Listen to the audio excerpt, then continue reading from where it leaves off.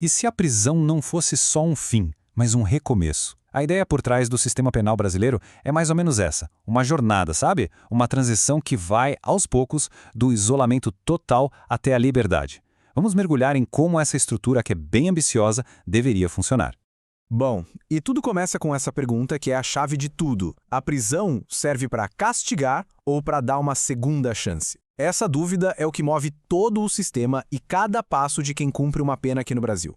Para a gente entender a resposta que o Brasil tenta dar para essa pergunta hoje, a gente precisa voltar um pouco no tempo. Porque, olha, teve uma grande virada de chave no jeito de pensar a punição. Uma mudança da pura e simples vingança para o uso da razão. Antes do século XVIII, a punição era um verdadeiro espetáculo público de crueldade. A gente está falando de açoites, mutilações, tudo na base da vingança. Mas aí, com o iluminismo, uma nova luz se acendeu, sabe? As pessoas começaram a questionar, será que essa brutalidade toda é mesmo a resposta certa?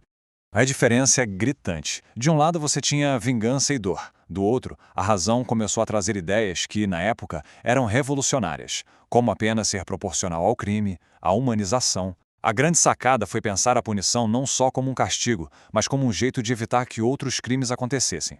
E essa mentalidade, muito inspirada por pensadores como César e Beccaria, mudou as regras do jogo. A punição, de repente, ganha uma função social. O objetivo não é mais torturar, mas sim impedir que o crime se repita.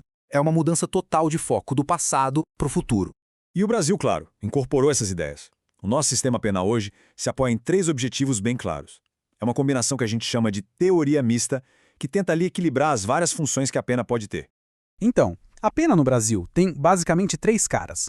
Primeiro, a retribuição, ou seja, o castigo pelo que foi feito. Segundo, a prevenção, para desestimular que outras pessoas cometam o mesmo erro. Mas é a terceira, a ressocialização, que é a alma do nosso sistema progressivo. É a aposta de que a pessoa pode sim ser preparada para voltar ao convívio social. Certo, mas como essa tal de ressocialização funciona na prática? A melhor forma de entender é imaginar o cumprimento da pena como uma escada. Cada degrau para cima é um passinho mais perto da liberdade, uma conquista que depende do comportamento e do tempo de pena que já foi cumprido. Essa escada tem 3 degraus principais, que são definidos pelo tamanho da pena para quem não é reincidente. O regime fechado, para penas maiores que 8 anos, é o mais duro. O semiaberto, para penas entre 4 e 8 anos, já começa a dar uma flexibilidade. E o aberto, para penas de até 4 anos, é o último estágio antes da liberdade total.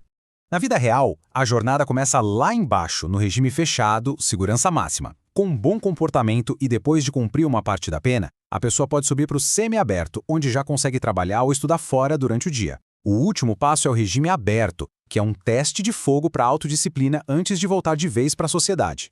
Mas como se sobe essa escada? Não é automático não. Para passar de um regime para o outro, tem que cumprir 2 condições bem específicas. Vamos dar uma olhada nas regras desse jogo. As regras são uma mistura de tempo e merecimento. Primeiro, o requisito objetivo. Tem que cumprir um pedaço da pena, não tem jeito. Segundo, o subjetivo. É preciso ter um bom comportamento, e isso tem que ser confirmado pelo diretor do presídio. Um não vale nada sem o outro. E o tempo que precisa ser cumprido para poder progredir? Isso muda muito, dependendo da gravidade do crime. Para um crime comum sem violência, a pessoa precisa cumprir 16% da pena. Se o crime foi violento, já sobe para 25%. Agora, se for um crime hediondo, o percentual pula para 40%. A lei aqui é clara: quanto mais grave o crime, mais longa e mais íngreme é a escada. E do mesmo jeito que dá para subir, também dá para cair. É o que acontece quando se comete uma falta grave.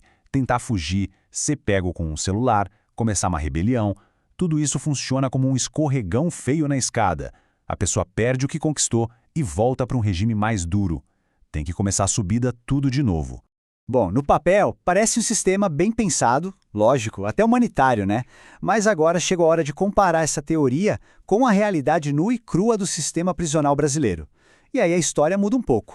Pois é, o maior obstáculo de todos é, infelizmente, bem simples: falta vaga. É isso.